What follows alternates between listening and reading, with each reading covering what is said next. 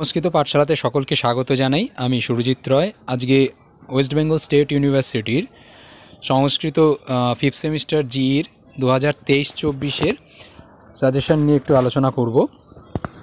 দেখো, ইউনিট 1 বা বিভাগ কয়ের যে 5টা শর্ট কোশ্চেন আছে সেইটা শুধু বলছি না, সেটা তোমরা একটু পড়ে নেবে বা পরবর্তীকালে যদি সম্ভব হয় আমি তোমাদের জানাবো।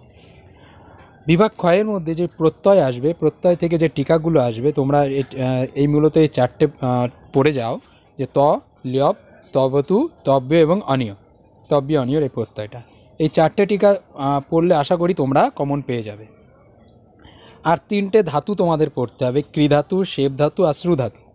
আশা করি এই 3টে ধাতুরই 4টে মানে লকারি, মানে লট, লোট, লং, রিট, এই 4টে রূপই পড়ে যাবে। তার মধ্যে তোমাদের হয়তো দুটো দুটো করে লিখতে হতে পারে, ঠিক আছে? কৃধাতু সবথেকে ইম্পর্টেন্ট বেশি, সেটা হচ্ছে কৃধাতু, ঠিক আছে?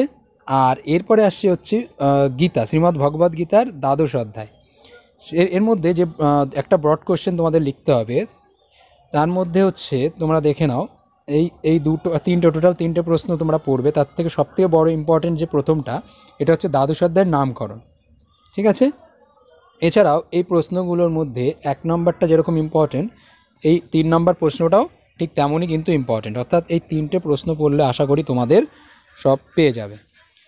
তোমরা চাইলে একবার স্ক্রিনশট করে রাখতে পারো, আমি আর একবার একটু দেখিয়ে দিচ্ছি। এটা বিভাগ ক্ষয়ের, আর এটা হচ্ছে বিভাগ গ, শ্রীমদ্ ভগবদ্ গীতা।